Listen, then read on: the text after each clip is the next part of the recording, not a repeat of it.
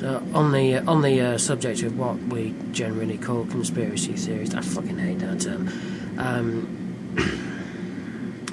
Many of them I am sceptical of, not because they're impossible, but because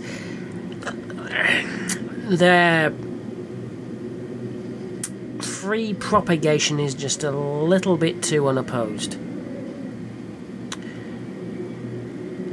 So, yeah, I can probably make a whole video on that. So, let's get back to it. On the subject of conspiracy theories, as we generally call them, in my opinion, whether they are intended to or not, they do a fantastic job of discrediting any credible investigation. Or to put it another way, if you are a sociopath operating a criminal empire, let's say a drug trafficking operation, from behind a position of trust, let's say somewhere in politics, then it is absolutely in your interests to have a bunch of people who are perceived as crazy going around trying to convince everyone that you're a shape-shifting lizard.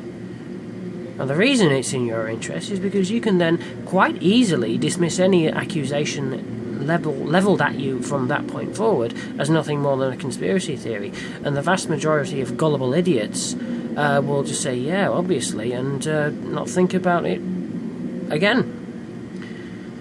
So, I really do feel that, as I say, intended or not, they're damaging.